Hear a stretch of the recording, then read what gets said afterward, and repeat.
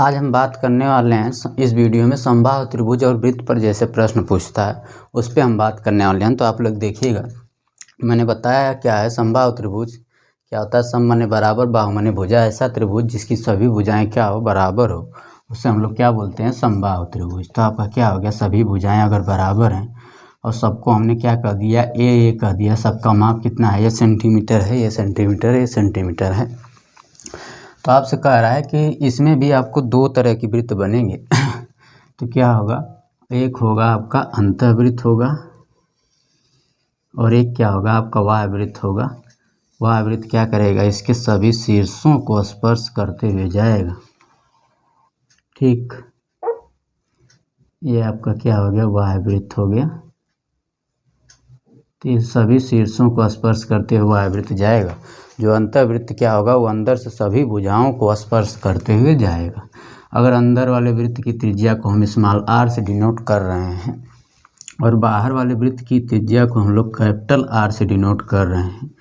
ठीक, और ये क्या है, ए इज इक्वल टू क्या है, त्रिभुज की क्या है, भुजा है। समबाहु त्रिभुज की क्या है, भुजा है। तो आप लोग यहाँ पर देखिएगा, आपको डायरेक्ट बस स्मॉल आर और कैपिटल आर आपको पता होना चाहिए। आपको जो भी क्वेश्चन पूछेगा आप बहुत ही आसानी से निकाल सकते हैं। मतलब अंतः त्रिज्या और बाह्य त्रिज्या आपको क्या होना चाहिए, इसका फार्मूला क्या होता है, आप लोग ये इसको याद रखिएगा। अंतः त्रिज्या, अंतः त्रिज्या, ये किसके लिए अंतः त्रिज्या है, समबाहु त्रिभुज की अंतः त्रिज्या क्या होगी, स्मॉल आर इक्वल टू अगर हम डिनोट करेंगे तो क्या होगा, a/2√3 होता है। जहाँ a बराबर क्या है, समबाहु त्रिभुज की भुजा की लंबाई है और r इक्वल टू क्या है, अंतःवृत्त की त्रिज्या है। और वाह्यवृत्त की त्रिज्या, वाह्य त्रिज्या क्या होगा, इसको हम अगर कैपिटल R से डिनोट कर रहे हैं तो क्या होगा, a/√3 होता है। ठीक, आपसे ये क्वेश्चन पूछता है कि किसी समबाहु त्रिभुज की अंतः त्रिज्या और बाह्य त्रिज्या में अनुपात क्या होगा। तो आप लोग बहुत ही आसानी से निकाल सकते हैं मित्र। क्या अनुपात यहाँ पर है, स्मॉल आर और कैपिटल आर में जो अनुपात है वो कितना है, कैपिटल आर, स्मॉल आर और कैपिटल आर में अनुपात a/2√3 अनुपात a/√3। √3 से √3 कैंसिल हो गया, ए से ए कैंसिल हो गया, तो बचा क्या है, ए 1/2 अनुपात क्या आ गया, 1 आ गया। यहाँ पर ये 1/2 है तो अनुपात क्या आ गया, 1 आ गया। आप लोग इसको क्या कर सकते हैं, प्रॉपर अनुपात में बदलना है। तो प्रॉपर अनुपात का मतलब क्या है, आप अनुपात में किसी भी संख्या से गुणा या किसी भी संख्या से आप भाग दे सकते हैं, लेकिन दोनों अनुपात में सेम संख्या से गुणा या सेम संख्या से भाग देना पड़ेगा। उससे अनुपात पे मित्र कोई भी प्रभाव नहीं पड़ता है। तो यहाँ पर अगर हम 2 से गुणा कर देंगे तो यहाँ पर क्या हो जाएगा, 1/2 × 2 अनुपात, यहाँ पर दोनों में 2 से गुणा किए हैं तो ये हो गया, ये 2 से 2 कैंसिल हो गया। तो इसका मान क्या आ गया मित्र, 1/2। और मैंने क्या बताया था, यहाँ पर स्मॉल आर और कैपिटल आर में जो अनुपात हो गया 1/2 हो गया। इसी तरह से वर्ग में अंतः त्रिज्या और बाह्य त्रिज्या मैंने निकाला था, क्या वहाँ पर हुआ था, अगर अंतः त्रिज्या की बात करें तो क्या होता है, भुजा का हाफ और कर्ण का हाफ होता है। वहाँ पर 1/2 अनुपात क्या होगा, ए हाफ होगा और ए से 1 कट जाएगा। तो वहाँ पर अंतः त्रिज्या और कैपिटल मतलब बाह्य त्रिज्या की बात की थी तो 1/√2 आया था। ये दोनों क्वेश्चन आपके बहुत इम्पॉर्टेंट हैं। हमेशा आपसे पूछता है किसी वर्ग के अंतः त्रिज्या और बाह्य त्रिज्या में अनुपात क्या होगा, तो 1/√2 होगा। आपसे पूछता है कि किसी समबाहु त्रिभुज में जो है कि अंतः त्रिज्या और बाह्य त्रिज्या खींचा गया है तो उसका अनुपात क्या होगा, तो 1/2 होता है। खूब इम्पॉर्टेंट आपका क्वेश्चन ये बनता रहता है हमेशा मित्र, आपको ये अनुपात आपको पता होना चाहिए। तो आइए हम लोग क्वेश्चन की बात करते हैं, समबाहु त्रिभुज में किस तरह से क्वेश्चन पूछता है उस पर हम बात करते हैं। अब जैसे मित्र आपको कह दिया, यहाँ क्वेश्चन आपका दे दिया कि किसी समबाहु त्रिभुज की ऊंचाई, किसी समबाहु त्रिभुज की, समबाहु त्रिभुज की की ऊंचाई 12√3 मीटर है तो इसके अंतःवृत्त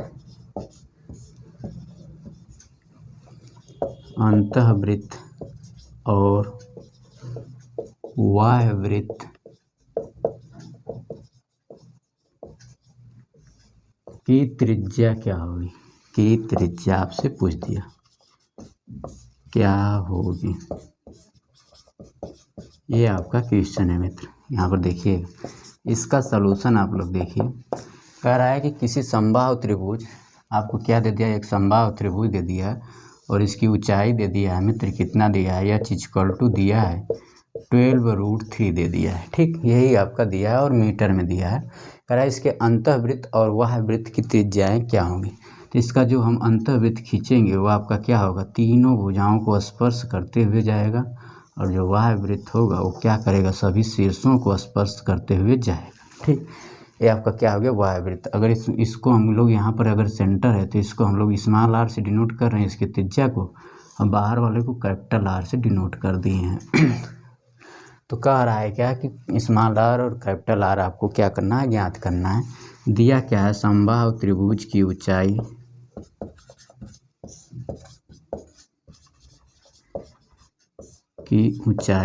कितना दिया है मित्र, 12√3 बराबर दिया है 12√3। ठीक, तो समबाहु त्रिभुज की ऊंचाई हम लोग जानते हैं स्मॉल h = मैंने फार्मूला आपको बताया था a√3/2 होता है। तो क्या होता है, स्मॉल h = क्या होता है, a√3/2 होता है। और इसका क्षेत्रफल मैंने बताया था क्या, √3/4 और क्या होता है, भुजा का स्क्वायर होता है। ये सब चीज़ें आपको पता होना चाहिए। ये क्या है, समबाहु त्रिभुज का क्षेत्रफल है कितना, कड़ी में 3/4 भुजा का स्क्वायर और यहाँ पर ऊंचाई क्या है, a√3/2 है। तो आपको ऊंचाई दिया हुआ है, कितना दिया हुआ है, 12√3 दिया हुआ है। देखिएगा समबाहु त्रिभुज की ऊंचाई दिया है 12√3, मतलब h का मान आपको क्या दिया है, यहाँ पर दिया है। तो कितना दे दिया है, 12√3 बराबर क्या होगा, इसी को हम लोग क्या किया, फार्मूला में कन्वर्ट कर लिया। √3 से √3 कट गया तो समबाहु त्रिभुज की भुजा मिल गई कितना, 24 मीटर मिल गई। इसका मतलब यहाँ से आपका क्या मिल गया, समबाहु त्रिभुज की भुजा मिल गई। जब आपको समबाहु त्रिभुज की भुजा मिल गई तो आप त्रिज्या स्मॉल r और कैपिटल R, अंतःवृत्त की त्रिज्या और बाह्यवृत्त की त्रिज्या बहुत ही आसानी से आप लोग क्या कर सकते हैं, निकाल सकते हैं। तो अंतःवृत्त की त्रिज्या स्मॉल r = a/√3 बताया था, तो यहाँ a/2√3 बताया था। तो यहाँ पर क्या हो गया, a का मान 24 हो गया, अपान में 2 × √3 हो गया, ये हो गया 12 बट्टा में √3। अब √3 से मैंने क्या कर लिया, यहाँ पर ऊपर नीचे मल्टीप्लाई कर लिया, अपने मन से कर लिया। तो क्या हो गया, √3/√3। तो ये क्या हो जाएगा, 3 कड़ी में 3 और कड़ी में 3 का आप गुणा करेंगे तो क्या हो जाएगा, 3 हो जाएगा। तो ये हो जाएगा 12/3 गुणे √3, 3 चौके 12। इसका मतलब क्या आ गया मित्र, स्मॉल r = क्या आ गया, 4/4 आ गया। आपको कैपिटल R भी पूछा है तो कैपिटल R भी आप निकाल सकते हैं, बहुत ही आसानी से निकाल सकते हैं कैपिटल R।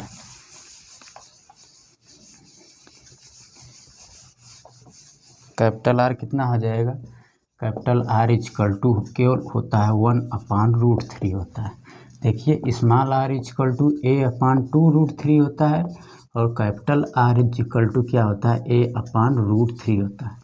इसका मतलब क्या होता है, ये a/√3 जो होता है और ये क्या होता है, इसी का क्या होता है, आधा होता है। तो कितना हो जाएगा, a/2√3 हो जाता है स्मॉल r और कैपिटल R। आप लोग देखिएगा थोड़ा। और इसकी ऊंचाई क्या होती है, समबाहु त्रिभुज की ऊंचाई कड़ी में 3/2 a होता है, क्षेत्रफल क्या होता है, कड़ी में 3/4 भुजा का स्क्वायर। सब एक दूसरे से रिलेटेड हैं। थोड़ा सा भी मिस्टेक करेंगे तो आपको ये फार्मूले याद नहीं हो पाएंगे। तो आप लोग ज़रूर इसमें क्लियर करके याद करिएगा। पहले ऊंचाई और क्षेत्रफल याद रखिएगा, फिर इन अंतः त्रिज्या और बाह्य त्रिज्या याद करिएगा। मैं बता दूंगा कैसे याद होगा। तो यहाँ पर स्मॉल भुजा की माप कितना मिल गई, 24 मीटर मिल गई। 24 अपान क्या हो गया √3 हो गया। आप लोग क्या करिए √3 से गुणा कर लीजिए ऊपर नीचे, तो क्या हो जाएगा 24 ये क्या हो जाएगा बटा में 3 हो जाएगा, तो कड़ी में 3 का गुणा करेंगे तो क्या हो जाएगा 3 हो जाएगा, इंटू क्या हो गया √3 हो गया। ये क्या हो गया 8 अंडर क्या हो गया मित्र 3 हो गया। ये क्या हो गया कैपिटल आर का मान क्या आ गया 8√3 और स्मॉल आर का मान क्या आ गया 4√3 हो गया। आपको आइएगा हम लोग इसको देखिए, बहुत ही आसान है। अब हम नेक्स्ट क्वेश्चन की बात करते हैं मित्र। आपको मैथ में फार्मूले पता होना चाहिए। अगर फार्मूले पता हैं आपको तो बहुत ही आसानी से आप कर सकते हैं इसको। जैसे मैंने क्या बताया इसको याद रखने का अभी बता देते हैं कैसे याद रखना है। इसका स्क्रीनशॉट लीजिए आप लोग।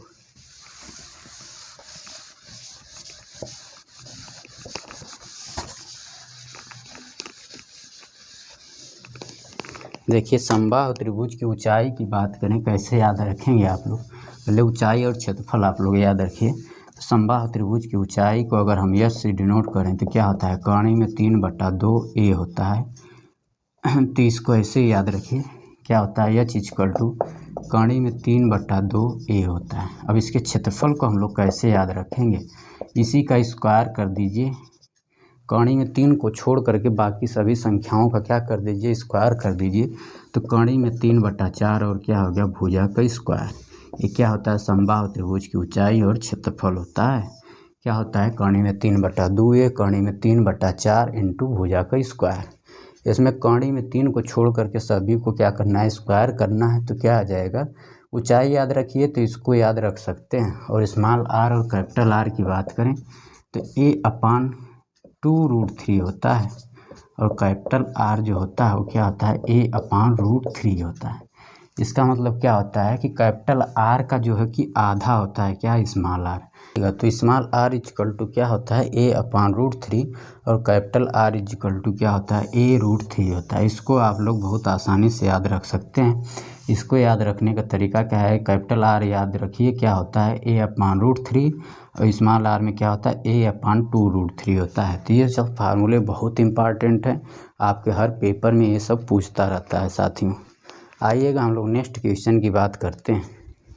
देखिएगा मित्र कह रहा है कि किसी समबाहु त्रिभुज के अंतःवृत्त तथा वाह्य वृत्त के क्षेत्रफल में आपसे क्या पूछ रहा है अनुपात पूछ रहा है। सबसे पहले आपको क्या होना चाहिए समबाहु त्रिभुज क्षेत्रफल निकालने के लिए आपको क्या पता होना चाहिए। किसी वृत्त का क्षेत्रफल अगर निकालना है तो आपको क्या पता होना चाहिए। वृत्त का क्षेत्रफल हम जानते हैं क्या होता है πr² होता है। तो हमें त्रिज्या पता होनी चाहिए।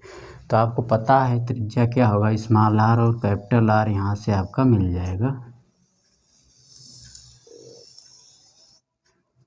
ये आपका क्या हो गया यहाँ से यहाँ तक। इसको अगर हम कैपिटल आर कह रहे हैं, इसको अगर हम अंतःवृत्त की त्रिज्या को स्मॉल आर और वाह्य वृत्त की त्रिज्या को कैपिटल आर से डिनोट कर रहे हैं, तो अभी हमने फार्मूला निकाला क्या है small are equal to A/2√3 और capital R equal to A/√3। आपको त्रिज्याएँ मिल गई हैं तो आप बहुत ही आसानी से क्या कर सकते हैं इनके क्षेत्रफलों में वृत्त के क्षेत्रफलों में अनुपात निकाल सकते हैं। तो लिखिएगा अंतःवृत्त का क्षेत्रफल अनुपाते क्या है वाह्य वृत्त का क्षेत्रफल वृत्त का क्षेत्रफल बराबर क्या होगा अंतःवृत्त का क्षेत्रफल कितना है πr² होगा तो स्मॉल आर स्क्वायर कर लेंगे पाई स्मॉल आर। अंतःवृत्त ले रहे हैं तो इसकी त्रिज्या क्या है आर है तो स्मॉल आर अनुपाते क्या हो गया पाई कैपिटल R²। वाह्य वृत्त ले रहे हैं जिसकी त्रिज्या क्या है A/√3। अब ये सब मान आप क्या कर लेंगे रख लेंगे। ये हो गया पाई हो गया स्मॉल आर का मान क्या है A/2√3 का क्या हो गया होल स्क्वायर अनुपाते क्या हो गया पाई हो गया कैपिटल आर का मान क्या है A/√3 का क्या हो गया मित्र होल स्क्वायर हो गया। यहाँ देखिए पाई से पाई आपका कैंसिल हो गया। ये आपका क्या हो गया A² हो गया अपान में क्या हो गया 4 × 3 हो गया अनुपाते क्या हो गया A/, यहाँ पर A² ये भी हो जाएगा अनुपाते क्या हो जाएगा √3 का स्क्वायर कर देंगे तो 3 हो जाएगा और A का स्क्वायर कर देंगे तो A² हो गया √2√3 का स्क्वायर कर देंगे तो 4 × 3 हो जाएगा। अब 3 से 3 आपका कैंसिल हो गया, ए से ए कैंसिल हो गया, इसका मान कितना आ गया 1/4 अनुपात क्या आ गया 1 आ गया। आप लोग क्या करिए प्रॉपर फ्रैक्शन में इसको बदलना है, 4 से गुणा कर दीजिए तो क्या हो जाएगा मित्र 1/4 हो जाएगा। तो अंतःवृत्त के क्षेत्रफल और बाह्यवृत्त के क्षेत्रफल कितने हो जाएंगे, अगर इसकी भुजा ए है यहाँ पर तो अंतःवृत्त का क्षेत्रफल और बाह्यवृत्त के क्षेत्रफल में जो अनुपात होगा वो 1/4 के अनुपात में होगा इसका क्षेत्रफल। ठीक, समबाहु त्रिभुज का क्षेत्रफल क्या होगा 1/4 में होगा। और वर्ग में अंतःवृत्त और बाह्यवृत्त का जो क्षेत्रफल होता है वो मैंने बताया था आपको 1/2 होता है। मतलब आपको क्या करना है, अगर त्रिज्याएं मिल गई हैं तो उसी का आप डायरेक्ट वर्ग कर देंगे वृत्त में, केवल वृत्त का क्षेत्रफल पूछे तो त्रिज्याओं का डायरेक्ट वर्ग कर देंगे तब भी आपको मिल जाएगा। क्यों त्रिज्याओं का वर्ग करें, क्योंकि पाई से पाई कैंसिल हो रहा है। यहाँ से एक और चीज़ आप निकाल सकते हैं, अगर स्मॉल आर और कैपिटल आर में आपने लोग अनुपात निकाले थे कितना 1 कितना निकाले थे 2 निकाले थे, तो यहाँ पर इनके अनुपातों का भी आप वर्ग कर सकते हैं, तो यही क्षेत्रफलों का भी अनुपात हो जाएगा। तो ये क्या हो जाएगा 1 क्या हो जाएगा मित्र 4 हो जाएगा। इसका आप चाहिए तो सेकंड मेथड भी आप कर सकते हैं यहाँ से डायरेक्ट, लेकिन ये केवल वृत्त के लिए आपका अप्लाई होता है, बाकी किसी के लिए आपका अप्लाई नहीं हो पाता है। तो वृत्त के लिए केवल ऐसा है कि त्रिज्याओं के वर्गों का जो अनुपात होता है वही वृत्त के क्षेत्रफलों का क्या होता है मित्र अनुपात होता है। अब हम नेक्स्ट क्वेश्चन की बात करते हैं। देखिएगा साथियों, कह रहा है कि इसी समबाहु त्रिभुज की प्रत्येक भुजा क्या है 48 सेंटीमीटर, तो इसके अंतःवृत्त का क्षेत्रफल क्या होगा। हम जानते हैं अंतःवृत्त का क्षेत्रफल क्या होता है, अंतःवृत्त का क्षेत्रफल आपसे पूछा है तो इसकी त्रिज्या आप निकाल सकते हैं, क्या होगा a/2√3 होता है इसका जो है कि अंतःवृत्त की त्रिज्या होती है क्या a/2√3। यहाँ पर दिया क्या है इसकी प्रत्येक भुजा दे दिया है, समबाहु त्रिभुज की प्रत्येक भुजा मतलब a का मान आपको दे दिया है, तो आप बहुत ही आसानी से इसका क्षेत्रफल निकाल सकते हैं। तो अंतःवृत्त का क्षेत्रफल पहले स्मॉल आर आप लोग निकाल लेंगे तो क्या हो जाएगा, और a यहाँ पर दिया है 48 दिया है, तो स्मॉल आर आप लोग निकाल सकते हैं। ये हो गया 48/2√3 हो गया, ये क्या हो गया 24/√3 हो गया। आपसे पूछा क्या है अंतःवृत्त का क्षेत्रफल, अंतःवृत्त का क्षेत्रफल बराबर क्या हो जाएगा पाई r²। हम पाई में ही इसका आंसर देना चाह रहे हैं, तो हो गया 24/√3 का क्या हो गया होल स्क्वायर, तो ये हो जाएगा पाई × 24/24/√3 का वर्ग कर देंगे तो क्या हो जाएगा 3 हो जाएगा, 3 9 8 24 हो गया। आप लोग इसका गुणा करेंगे 8 चौक के 32, 8 दूना 16, 16 3 19 हो गया 192 पाई, और जो आएगा वो किस में आएगा सेंटीमीटर स्क्वायर में। तो ये आपका क्या हो गया अंतःवृत्त का क्षेत्रफल हो गया। इससे आपको जो समबाहु त्रिभुज के अंतःवृत्त और बाह्यवृत्त से और समबाहु त्रिभुज मिला के जो मिसलिनियस का क्वेश्चन बनता है खूब आपके पेपर में पूछा जाता है। ध्यान रहे कि जिसकी सभी भुजाएं बराबर हों, जैसे समबाहु त्रिभुज हो गया और वर्ग हो गया, खास तौर से इसी पर जो है कि अंतःवृत्त और बाह्यवृत्त पर खूब क्वेश्चन पूछता है आपका। ये आपका क्या होगा अंतःवृत्त और बाह्यवृत्त। ये क्या यहाँ पर जो बाह्यवृत्त होता है वो क्या करता है शीर्षों के यहाँ पर स्पर्श करेगा, और जो अंतःवृत्त होता है वो भुजाओं को स्पर्श करता है। तो इस पे आपको खूब क्वेश्चन पूछते हैं। तो इसका आंसर कितना आ गया मित्र 192 पाई सेंटीमीटर स्क्वायर। इसमें समझाने लायक कुछ है ये नहीं है, बस आपको क्या करना है आपको फार्मूले आपको पता होना चाहिए। तो सब फार्मूले अब हम क्या करते हैं एक जगह लिख देंगे। एक और क्वेश्चन बचा हुआ है आयत और वर्ग पर क्वेश्चन बचा है किस तरह से होता है, तो उसको कर लेंगे और सब फार्मूले 2D का एक ही जगह हम लोग लिख लेंगे, और कैसे कैसे लिखना है वो भी हम आपको बताएंगे। देखिएगा मित्र, कह रहा है कि एक आयत और वर्ग पर आपका एक प्रश्न है, ये भी आपके एग्जाम में खूब पूछा जाता है कि इस तरह से टाइल्स आपके जैसे आपका मकान है कोई, और उसका आयताकार जो है कि आयताकार आपके केवल फर्श की बात करें, इसके फर्श का जो है कि लंबाई और चौड़ाई कितना दिया हुआ है 280 और 120 मीटर दिया हुआ है। तो कह रहा है इसके फर्श में अधिकतम क्षेत्रफल का आपको क्या करना है वर्गाकार टाइल्स आपको लगानी है। तो वर्गाकार टाइल्स जितने आप फर्श पर अपने लगाएंगे उनकी संख्या आपको पूछ रहा है कि कितना होगा। तो आप लोग इस तरह के क्वेश्चन कहीं भी आता है तो इसका मतलब क्या होता है कि जो टाइल्स होती हैं, जितने भी अधिकतम लंबाई के आपके टाइल्स होंगे, जब आप अपने घर में टाइल्स बिछाते हैं, इस क्वेश्चन में कहने का मतलब यही है कि जितने भी आप टाइल्स बिछाएंगे इस घर में, वो क्या होगा, जैसे आपका एक आयताकार क्या है फर्श है, इसमें आपको टाइल्स बिछानी है, तो जो टाइल्स बिछानी होती है उसको आपको कट नहीं करना है। यहाँ पर टाइल्सों को, जैसे अगर टाइल्स अगर 4 मीटर स्क्वायर का अगर टाइल्स है तो इसको आपको कट नहीं करना है। इसका मतलब यही है, अगर 4 मीटर स्क्वायर का टाइल्स रखना है तो यहाँ भी रखेंगे, यहाँ भी रखेंगे, यहाँ भी रखेंगे, यहाँ भी रखेंगे, यहाँ भी रखेंगे, इस तरह से आपका टाइल्स बिछेगा। यहाँ हो गया, फिर इसी तरह से यहाँ रखेंगे।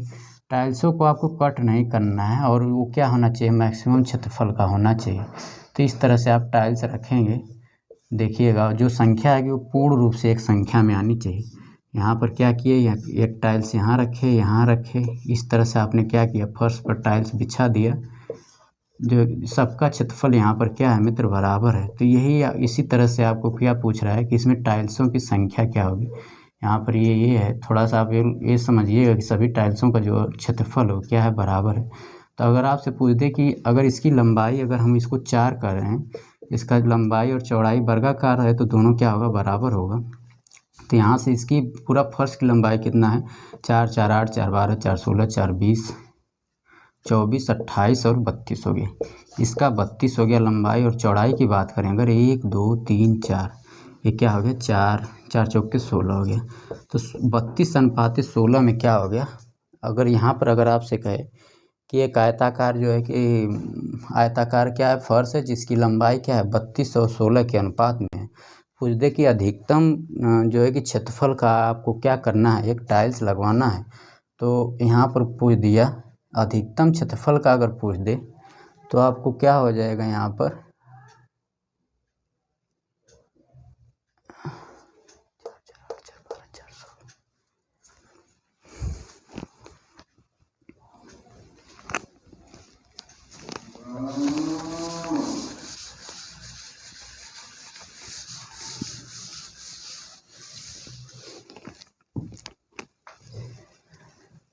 आइएगा साथियों, यहाँ पर कह रहा है कि एक जो है आयताकार फर्श है जिसकी लंबाई और चौड़ाई कितना दिया हुआ है, लंबाई और चौड़ाई दिया है 280 मीटर और कितना दिया है यहाँ पर 120 मीटर, इसका क्या दिया है, चौड़ाई दिया है।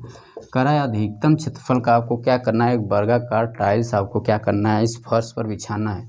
तो अधिकतम क्षेत्रफल का आपको वर्गाकार टाइल्स बिछाना है, उसी की संख्या आपसे पूछ रहा है। तो जो अधिकतम क्षेत्रफल का जो वर्गाकार आप टाइल्स बिछाएंगे वो क्या होगा, इसके मतलब चौड़ाई को भी कट करना चाहिए और लंबाई को भी कट करना चाहिए।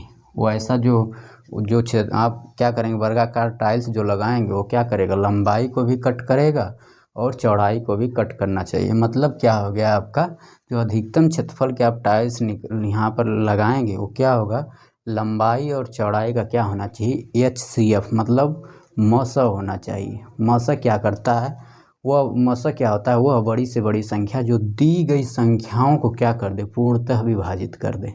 मतलब क्या होगा कि इसको भी वो विभाजित करेगा और इसको भी विभाजित करेगा। तो आपको फर्श जो आपका अधिकतम क्षेत्रफल का आप टाइल्स लगाएंगे उसको कहीं पर आपको कट नहीं करना पड़ेगा। जो टाइल्स आ गया आपको वो क्या हो जाएगा, इसमें सेट हो जाएगा। आपको कहीं से भी ना तो लंबाई में कहीं कट करना पड़ेगा, ना तो चौड़ाई में कट करना पड़ेगा। तो आपसे पूछ रहा है कि टाइल्सों की संख्या क्या होगी। तो आप लोग देखिएगा यहाँ पर सबसे पहले यहाँ पर ये चीज़ हो गया कि अधिकतम क्षेत्रफल के टाइल्स की लंबाई क्या होगी। लिखिएगा अधिकतम क्षेत्रफल के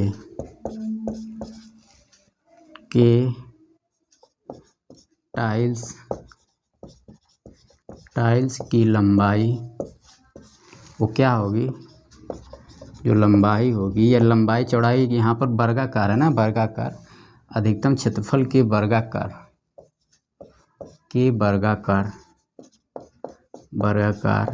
टाइल्स की लंबाई मतलब आप समझिएगा लंबाई और चौड़ाई यहाँ पर क्या होगा, बराबर होगा। जो लंबाई होगी वो क्या होगी, HCF ऑफ किसका HCF होगा, 120 और 280 का क्या होगा, वो HCF होगा। कहने का मतलब मेरा यही है। तो यहाँ पर क्या हो जाएगा, इसका HCF आप निकालेंगे। HCF आपको निकालने आता होगा। 280 और क्या निकालना है, 120 का हमें HCF निकालना है। तो आप लोग लिखिएगा, देखिएगा HCF आप लोगों को तो निकालने आता ही होगा, लेकिन मैं यहाँ पर बता देता हूँ। यहाँ पर क्या करना है, अधिकतम क्षेत्रफल के आयताकार टाइल्स की लंबाई न लिख करके आप लोग क्या लिखिए, इसकी भुजा निकलिए। क्योंकि वर्गाकार है तो आप लोग क्या लिखिए, भुजा। लंबाई का मतलब क्या हो जाएगा, कुछ अलग समझ में आएगा आपको। तो अधिकतम क्षेत्रफल के वर्गाकार टाइल्स की भुजा आपको क्या करना है, तो जो आयताकार फर्श की लंबाई और चौड़ाई है उसी का हमें क्या लेना पड़ेगा, HCF लेना पड़ेगा। तो ये 280 और 120 का HCF लेना है। तो आप लोगों को HCF वगैरह लेना आता होगा, जिसे हम लोग मौसा बोलते हैं। तो क्या हो जाएगा, 12 दूना 24 हो गया, ये 240 हो गया। तो यहाँ से क्या बचा, 40। और जो शेष बचता है उसमें हम लोग जो पहले वाले भाग जिससे भाग देते हैं उसी को फिर शेष से भाग देते हैं। तो 3 बार जाएगा तो क्या हो जाएगा, 120 हो जाएगा। और जो लास्ट वाला भाजक होता है यहाँ पर वही क्या होता है, HCF होता है। तो 120 और 280 का HCF कितना हो जाएगा, 40 हो जाएगा। तो भुजा बराबर क्या मिल जाएगी आपको, अधिकतम क्षेत्रफल वाले टाइल्स की भुजा क्या मिल जाएगी, 40 मीटर आपको क्या हो जाएगी, मिल जाएगी मित्र। अब आपसे पूछ रहा है कि टाइल्सों की संख्या अगर आपको ज्ञात करनी है तो आप क्या करेंगे, पूरे आयताकार भाग का क्षेत्रफल में से एक वर्गाकार टाइल्स के क्षेत्रफल से आप भाग दे देंगे तो क्या हो जाएगा, टाइल्सों की संख्या मिल जाएगी। तो आप लोग लिखिएगा, टाइल्सों की संख्या बराबर, टाइल्सों की संख्या बराबर आयताकार फर्श का क्षेत्रफल बटा में क्या आ गया, टाइल्स का क्षेत्रफल। टाइल्स का क्षेत्रफल, एक टाइल्स का क्षेत्रफल से आप क्या कर देंगे, भाग दे देंगे तो क्या आ जाएगा, टाइल्सों की संख्या आ जाएगी। तो आयताकार फर्श का क्षेत्रफल कितना हो जाएगा, आयताकार फर्श का क्षेत्रफल, आयत का क्षेत्रफल क्या होता है, लंबाई गुणे चौड़ाई होता है। तो क्या हो जाएगा, 280 गुणे 120 और बटा में क्या आ जाएगा, एक टाइल्स का क्षेत्रफल। तो टाइल्स का जो भुजा है वो क्या है, 40 मीटर है। टाइल्स का क्षेत्रफल आपका क्या हो जाएगा, भुजा गुणे भुजा। क्यों ऐसा कर रहे हैं, भुजा गुणे भुजा, क्योंकि टाइल्स क्या है, मेरा वर्गाकार है। 0 से 0 कट गया, 4 3 12 हो गया। ये 0 से 0 कट गया, ये क्या हो गया, 4 7 28 हो गया। यहाँ पर क्या बचा, ये 21। तो टाइल्सों की संख्या क्या हो जाएगी, 7 गुणे 3 बराबर 21। यही आपसे पूछा था। 280 गुणे 120 बटा में 40, 4 3 12, 4 7 28 हो गया। और 0 से 0 भी कैंसिल हो गया। तो टाइल्सों की संख्या पूछा है आपसे, तो 21 गो आपकी क्या होगी, टाइल्स होगी। देखिएगा किस तरह से 21 टाइल्स बनेगा, यहाँ पर आपको गिन कर भी दिखा रहे हैं। अगर हम लंबाई में अगर टाइल्स लेंगे तो कितना होगा, 4 7 28। यहाँ पर लंबाई के अगेंस्ट अगर टाइल्स लेंगे तो होना चाहिए 7 गो टाइल्स लंबाई के अगेंस्ट होना चाहिए। और चौड़ाई के अगेंस्ट कितना होना चाहिए, 4 3 12, 3 टाइल्स होना चाहिए। तो यहाँ पर देखिए 4 7 28, 3 टाइल्स अगर लेना हमें तो यहाँ पर ले लेंगे एक, थोड़ा सा और छोटा लेना पड़ेगा। ये आपका क्या हो गया, लंबाई के अगेंस्ट और चौड़ाई के अगेंस्ट, एक टाइल्स यहाँ, एक टाइल्स यहाँ, एक टाइल्स यहाँ। ठीक, थोड़ा सा आप लोग समझिएगा कि इसका जो क्षेत्रफल है, टाइल्सें क्या है, बराबर हैं। आप लोग थोड़ा सा समझिएगा। और यही इसी तरह से हमें क्या लेना है, इधर एक टाइल्स, 2 3 4 5 6 और 7। क्यों हम 7 ही ले रहे हैं, क्योंकि ये देख रहे हैं जो हम टाइल्स लिए हैं, HCF में हम लंबाई से अगर भाग दे रहे हैं, क्या आ रहा है, 7 आ रहा है। तो 7 टाइल्स लंबाई के अगेंस्ट होना चाहिए। HCF में हम क्या कर रहे हैं, 3 से भाग दे रहे हैं यहाँ पर। अरे HCF से हम क्या कर रहे हैं, चौड़ाई में भाग दे रहे हैं तो 3 आ रहा है। तो 3 टाइल्स इसके चौड़ाई में होना चाहिए। 1 2 3 4 5 6, 1 2 3 4 5 6 7, यहाँ पर ये हो गया। आप लोग गिनिए, टोटल 21 होना चाहिए। 1 2 3 4 5 6 7 8 9 10 11 12 13 14 15, 16, 17, 18, 19, 20 और कितना हो गया 21। तो टोटल टाइल्सों की संख्या क्या आ जाएगी 21। लेकिन आपको ये सब इतना करने की ज़रूरत नहीं है। कहीं कहीं का पर जो है कि इस तरह से आपको दे देता है कि जो है आयताकार फर्श का लंबाई दे देगा और चौड़ाई पूछ देगा कितना है और टाइल्सों की संख्या दे देती है, तो वहाँ से भी क्वेश्चन बनता है। लेकिन उतना आपको समझने की ज़रूरत नहीं है। अगर इसको आप समझ गए होंगे, आपको करना क्या है, अधिकतम जो वर्गाकार, अगर क्वेश्चन में कहेगा अधिकतम वर्गाकार, तभी आपको एचसीएफ लेना है दोनों का। नहीं तो कहीं कहीं क्वेश्चन में आपसे ऐसे कहता है कि 4 मीटर स्क्वायर का आपको क्या करना है, एक वर्गाकार टाइल्स बैठाना है इतना में। तो आप क्या करेंगे, आयत के क्षेत्रफल में वर्गाकार टाइल्स जो दिया है उसी के क्षेत्रफल से भाग दे देंगे तो टाइल्सों की संख्या मिल जाएगी। लेकिन आपसे जब भी कहे टाइल्सों की आपकी माप न दे करके पूछे कि अधिकतम क्षेत्रफल का हमें टाइल्स बिठाना है और पूछेगा कि टाइल्सों की संख्या क्या होगी, टाइल्सों का माप नहीं देगा कि इसकी लंबाई चौड़ाई कितना है। दो टाइप से क्वेश्चन बनता है इसमें, दो टाइप से। एक आप तो इस तरह से बनता है कि अधिकतम क्षेत्रफल के टाइल्सों की संख्या क्या होगी, अधिकतम लंबाई वाले क्षेत्रफलों की टाइल्सों की संख्या क्या होगी। एक तो आपका ये बनता है। दूसरा आपका क्या बनेगा उसको भी हम करके बता देते हैं। लेकिन यहाँ पर आप लोग देखिएगा, अधिकतम क्षेत्रफल की अगर टाइल्सों की संख्या अगर आपसे पूछेगा मित्र, तो आपको बस एक ही काम करना है, और आयताकार फर्श की लंबाई और चौड़ाई दे देगा तो उसी का हमें क्या लेना है, एचसीएफ लेना है। एचसीएफ ले करके हम लोग क्या ले लेंगे, वो जो एचसीएफ आएगा वही वर्गाकार टाइल्स की क्या हो जाएगी, लंबाई या भुजा की माप हो जाएगी। तो वर्गाकार टाइल्स की भुजा हमें क्या हो जाएगी, मिल जाएगी। अब हमें टाइल्सों की संख्या निकालना है तो हम क्या करेंगे, आयताकार जो फर्श का क्षेत्रफल है उसमें एक टाइल्स के क्षेत्रफल से भाग दे देंगे तो हमें टाइल्सों की संख्या मिल जाएगी। तो आपका यहाँ पर वही काम किए हैं, एचसीएफ ले लिए हैं और टाइल्सों की संख्या निकालना है। तो आयताकार फर्श के क्षेत्रफल में से एक टाइल्स की वर्गाकार टाइल्स के क्षेत्रफल से क्या कर दिए, भाग दे दिए। यहाँ पर आप लोग लिख लीजिएगा, एक वर्गाकार टाइल्स का क्षेत्रफल, यहाँ पर वर्गाकार होना चाहिए, तो हम भाग दे देंगे तो 21 जो हो जाएगा टाइल्सों की संख्या मिल जाएगी।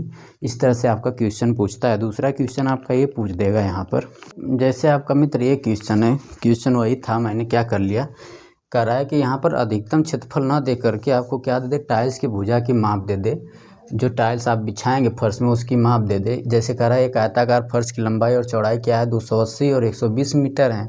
इसके फर्श में क्या कर रहा है, 4 मीटर वर्गाकार आपको क्या करना है, टाइल्स बिठाना है।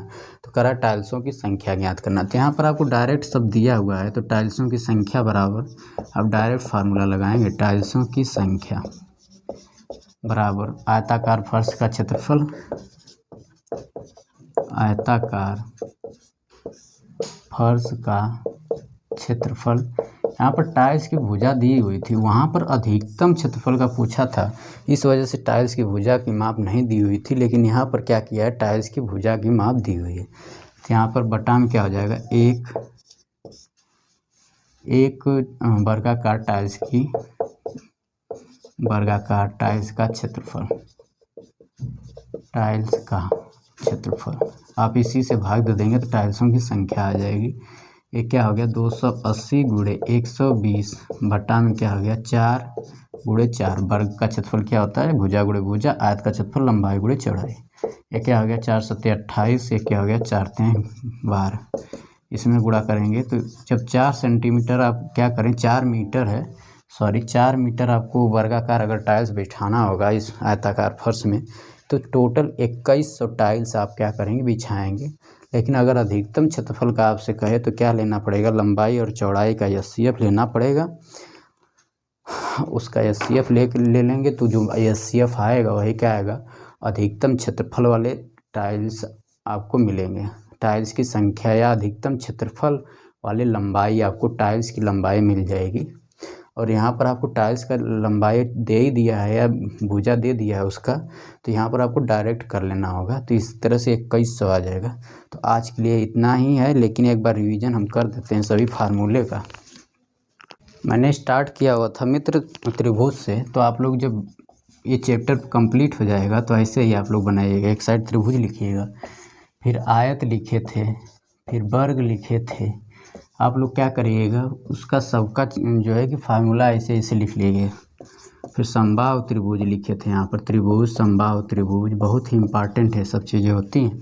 आयत वर्ग हो गया, फिर समचतुर्भुज हो गया, समचतुर्भुज, चतुर्भुज, फिर समांतर चतुर्भुज, समांतर चतुर्भुज।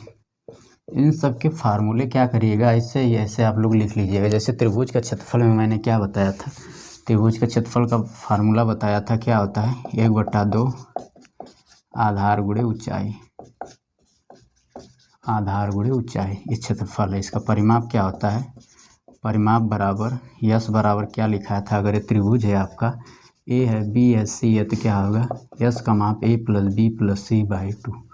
और क्या बताया था, एक और क्षेत्रफल का फार्मूला बताया था मित्र, क्या होता है √S S - a S - b S - c।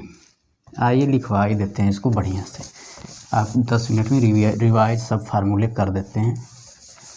तो क्या हो गया √S S - a S - b S - c होता है।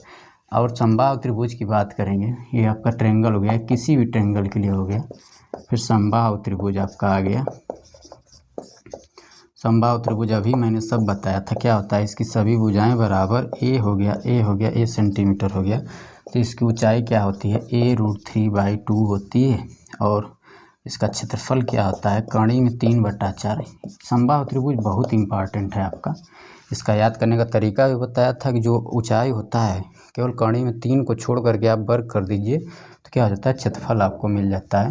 फिर इसका अंतःवृत्त अभी बताए थे और वाह्य वृत्त आपको बताए थे, तो यहीं वो भी चीज़ लिखिएगा, स्मॉल r = क्या होगा a/2√3 और कैपिटल R क्या हो जाएगा a/√3। ये आपका समबाहु त्रिभुज के लिए है। ऐसे ही पेज आप लोग बना लिया करिए, इतना आपको समबाहु त्रिभुज और त्रिभुज से इसी तरह से आपका फार्मूला अगर आपको पता है मित्र तो बहुत ही आसानी से आप लोग क्वेश्चन कर सकते हैं। यहाँ पर क्या हो गया capital R a/√3, small r क्या हो गया। यही टेक्निक होता है पढ़ने का तो दुनिया में बहुत कुछ चीज़ें हैं, लेकिन आपको कंपटीशन बीट करना है तो आपको बहुत ज्ञाता नहीं होना है, लेकिन जो भी आप पढ़ें उसको क्या करिए संयम से पढ़िए और सब चीज़ें आपको क्या होनी चाहिए याद होनी चाहिए। त्रिभुज हो गया, त्रिभुज के बाद मैंने क्या बताया था आयत बताया था, फिर उसके बाद क्या बताया था वर्ग बताया था,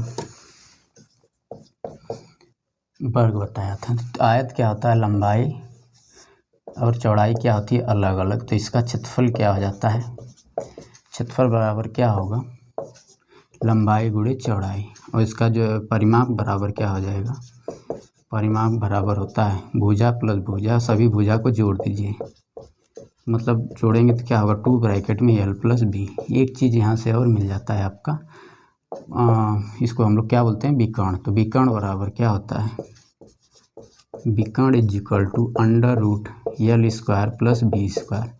इस तरह से जब आप पढ़ेंगे इस तरह से आप अपने नोट्स में बना लीजिएगा। ये आपका क्या हो गया आयत हो गया। आयत से इसी प्रकार से आपसे क्वेश्चन पूछा जाता है और कहेगा अधिकतम क्षेत्रफल का वृत्त, अधिकतम क्षेत्रफल का वृत्त अगर आयत के अंदर खींचना है, आयत के अंदर, तो क्या हो जाएगा इसका जो रेडियस हो जाएगा वो क्या हो जाएगा b/2 हो जाता है। तो त्रिज्या जो होगा वो क्या होगा b/2, मतलब चौड़ाई का क्या हो जाता है आधा होता है। वर्ग की हम बात करें ये भी स्क्वायर जिसको हम लोग बोलते हैं बहुत इम्पॉर्टेंट, तो इसका परिमाप क्या हो जाता है भुजा गुणे 4 हो जाता है। क्षेत्रफल क्या होगा भुजा का स्क्वायर a गुणे a बराबर क्या हो गया a² हो गया, और इसका क्षेत्रफल मिल गया। तो परिमाप क्या होगा, परिमाप का मतलब होता है सभी भुजाओं का योग, a + a = क्या हो गया 4a। इसके विकर्ण की बात करेंगे मित्र तो क्या होता है a√2 होता है। और इसमें भी अंतः त्रिज्या और बाह्य त्रिज्या, जितने भी तरह के क्वेश्चन बनते हैं आप इस तरह से अगर नोट करेंगे तो कहीं भी आपका क्या होगा गलत नहीं होगा। इस तरह से आप लोग क्या करिएगा अपना बना लीजिएगा। तो स्मॉल r क्या होता है भुजा का हाफ होता है, और कैपिटल R क्या होता है विकर्ण का हाफ होता है। ये सब चीज़ें आपको पता होनी चाहिए, इतना आपको फास्ट, इतना ये सब चीज़ें आपको दिमाग में चलनी चाहिए। अब वर्ग हो गया, इसी तरह से समांतर चतुर्भुज हो गया, समलंब चतुर्भुज हो गया, सब मैंने फार्मूला एक जगह नोट किया है, उसको जितने भी अलग अलग किए हैं उसको आप लोग 2-3 पेज पर लिख लीजिए। जैसे वृत्त के लिए मैंने बताया था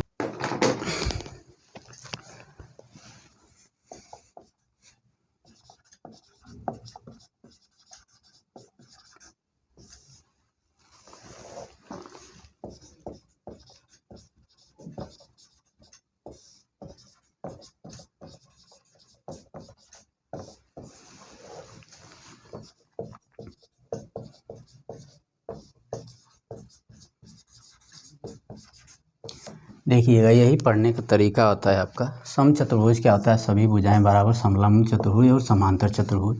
समचतुर्भुज में क्या होगा, सभी भुजाएं बराबर होंगी, लेकिन जो कोण बनेगा वो 90 अंश का नहीं बनता है। यहाँ पर भुजाओं के बीच जो कोण होता है वो 90 अंश का नहीं बनता है। अगर इसकी भुजा ए हम कह दें और इसकी डायगोनल को D1 से डिनोट कर दें और इसको D2 से डिनोट कर दें, सब पढ़ाए हैं। यहाँ पर क्या होता है, इसके विकर्ण, समचतुर्भुज में यही इम्पॉर्टेंट हो जाती है चीज़। इसका विकर्ण क्या करता है, 90 अंश पे कट करता है, ठीक, और विकर्ण समद्विभाजित करते हैं तो इसका जो क्षेत्रफल हो जाता है, अगर इसको हम D1 कह दें तो इसका क्षेत्रफल, अगर इसको ABCD कह दें तो इसका क्षेत्रफल आप कई तरीके से निकाल सकते हैं। एक तो यहाँ से एक त्रिभुज का क्षेत्रफल निकाल के 4 से गुणा कर देंगे, तब भी समचतुर्भुज का क्षेत्रफल हो जाएगा। दूसरा मैंने इसका क्षेत्रफल का फार्मूला बताया था, क्या, 1/2 डायगोनल का गुणा कर देते हैं, गुणे क्या होता है, D1 D2 हो जाता है। समलंब चतुर्भुज में क्या होता है, समलंब चतुर्भुज किसे कहते हैं, ऐसा चतुर्भुज जिसकी दो भुजाएं क्या हों, समांतर होती हैं। केवल और केवल क्या होती हैं, दो भुजाएं समांतर। अगर ये दोनों भुजा, ये और ये समांतर है और दो अन्य भुजाएं क्या होती हैं, असमांतर होती हैं, तो ये हमारा क्या होता था, समलंब चतुर्भुज। इसका क्षेत्रफल मैंने क्या बताया था, इसका क्षेत्रफल बराबर होता है 1/2 समांतर भुजाओं का योग। अगर इसको हम ABCD कह दें, क्या होगा, समांतर भुजाओं का योग, भुजाओं का योग गुणे क्या होता है, इनके बीच की लंबवत दूरी या दूरी, इनके बीच की दूरी, किनके बीच की, यही दोनों भुजाओं के बीच की क्या होनी चाहिए, दूरी। जो समांतर भुजाएं होती हैं उन्हीं के बीच की हमें क्या लेना पड़ता है, दूरी लेना पड़ता है, तो यहाँ से इसका एरिया मिल जाता है। इसी तरह से समांतर चतुर्भुज में आपको क्या एक फार्मूला लिखाया था। समांतर चतुर्भुज क्या होता है, ये क्या होता है, आमने सामने की भुजाएं बराबर होती हैं और क्या होती हैं, समांतर होती हैं। ये आपका क्या हो जाता है, समांतर चतुर्भुज हो जाता है। आमने सामने की भुजाएं बराबर और क्या होता है, समांतर होती हैं, तो ये क्या हो जाता है, समांतर चतुर्भुज। अब सब चतुर्भुज में क्या होती है, भुजाएं, सभी भुजाएं बराबर होती हैं। इसमें क्या होता है, आमने सामने की भुजाएं बराबर होती हैं। तो आप लोग थोड़ा सा इसको देखिएगा, अगर ये A है, ये भी A है, ये B है, ये B है, तो इसका मैंने जो एरिया का फार्मूला बताया था वो सबसे ज़्यादा इसी में यूज होता है। यूज तो सभी में होगा। क्या होता है, भुजाओं के वर्गों का योग उनके विकर्णों के वर्गों के योग के क्या होता है, बराबर होता है। अगर हम यहाँ पर D1 इसको कह दें और इसको D2 कह देना है, इस विकर्ण को, ये A है, ये B है, ये C है, ये D है, तो क्या होगा, यहाँ पर भुजाओं के वर्गों का योग, के वर्गों का योग इज इक्वल टू क्या होता है मित्र, विकर्णों के वर्गों के योग के क्या होता है, बराबर। विकर्णों के वर्गों के योग के क्या होता है, बराबर। तो यहाँ पर भुजाएं क्या हैं, सब A है, क्या हो जाएगा, अरे A है और B है, तो A² + B² + A² + B² is equal to क्या हो जाएगा, विकर्ण क्या है, D1² + D2²। इसको आप लोग जोड़ेंगे तो क्या होगा, 2 ब्रैकेट में A² + B² is equal to D1² + D2² हो जाएगा। ये बहुत इम्पॉर्टेंट, इसी के लिए फार्मूला इम्पॉर्टेंट हो जाता है। फिर हम बात करते हैं मित्र सर्किल के लिए। आज पूरा फार्मूला ऐसे ही आप लोग लिखिएगा और आप देखिएगा, लिख करके अपने से क्वेश्चन करिएगा। आपका कोई भी क्वेश्चन फंसना नहीं चाहिए, यह मेरी गारंटी है। इस तरह से आप पढ़ेंगे अगर, तो आपको कोई दिक्कत नहीं होगा। आइए हम नेक्स्ट फार्मूले पर चलते हैं। अब हम बात करते हैं मित्र वृत्त के लिए। वृत्त के लिए मैंने क्या बताया था, वृत्त जिसको हम सर्किल बोलते हैं, इसमें आपको क्या बताए थे, इसका परिमाप क्या होता है, 2πr होता है। अगर r रेडियस है तो परिमाप क्या हो जाएगा, 2πr, परिमाप बराबर 2πr। क्षेत्रफल क्या हो जाएगा, πr²। ये सब चीज़ें आपको एकदम जबान पे होनी चाहिए वृत्त के लिए। और आपसे पूछता है चक्करों की संख्या, चक्करों की संख्या, तो इसका आप क्या करेंगे, चक्करों की संख्या निकालना है तो आप क्या करेंगे, कुल दूरी में से क्या कर देंगे, कुल दूरी में एक चक्कर से क्या कर देंगे, भाग दे देंगे, एक चक्कर से भाग। और एक चक्कर की दूरी क्या होती है, अगर बात करें, अगर कोई सर्कुलर डिस्क है या कोई भी सर्कुलर पहिया है तो एक चक्कर की दूरी क्या होता है, इसके परिमाप के क्या होता है, बराबर होता है। तो यहाँ से आपको चक्करों की संख्या भी मिल जाएगी वृत्त में। और चीज़ें मैंने बताया था कि अगर कोई भी त्रिभुज के दूसरी चीज़ मैंने क्या बताई थी, इसमें कोई भी त्रिभुज है, ये आपका क्या हो गया, त्रिभुज, ठीक। और इसके क्या कर रहा है, एक मैंने बताया था कि मतलब समान त्रिज्या का क्या करना है, आपको वृत्त खींचना है, ठीक। कोई भी त्रिभुज है, आपको समान त्रिज्या का क्या करना है, वृत्त खींचना है यहाँ पर। तो जो वृत्त है वो त्रिभुज के अंदर कितना है उसका क्षेत्रफल आपको निकालना है। तो लिखेंगे वृत्त का क्षेत्रफल जो त्रिभुज के अंदर हो, वृत्त के उस भाग का क्षेत्रफल जो त्रिभुज के अंदर हो। इसका भी मैंने फार्मूला आप लोगों को बताया है। वो क्या होता है, वृत्त का क्षेत्रफल जो त्रिभुज के अंदर है, तो लिखेंगे क्या, वृत्त के उस भाग का क्षेत्रफल जो त्रिभुज के अंदर है, जो त्रिभुज के अंदर है, वो क्या होगा, वृत्त के क्षेत्रफल का क्या होता है, आधा होता है। दूसरा चीज़ मैंने क्या बताया था, एक अगर कोई तीन वृत्त हैं, एक दूसरे को क्या कर रहे हैं, वायतः स्पर्श कर रहे हैं और तीनों की त्रिज्याएं क्या हैं, समान है। तो यहाँ पर त्रिज्याएं समान हैं तो तीनों वृत्त आपके क्या हैं, बराबर हैं। तो आपसे कहा था कि अगर तीनों वृत्तों को एक बेल्ट द्वारा क्या किया है, आपने बांध दिया है, बेल्ट या रस्सी की जो जिससे आपने बांधा है उसकी जो लंबाई होगी वो क्या होगी, रस्सी की या बेल्ट की लंबाई, सबकी त्रिज्याएं समान हैं, बेल्ट की लंबाई। दूसरा चीज़ मैंने ये बताया था, तो बेल्ट की लंबाई बराबर क्या होगा, 3 गुणे इसमें क्या हो जाएगा 3 व्यास प्लस क्या हो जाएगा, वृत्त की परिधि के क्या हो जाएगा, बराबर। जो बेल्ट की लंबाई होगी वो क्या होगी, जो यहाँ से यहाँ तक बेल्ट वृत्त के चारों तरफ है उसकी लंबाई कहेगा तो 3 गुणे व्यास प्लस 1 वृत्त की परिधि की क्या होगा, बराबर होगा।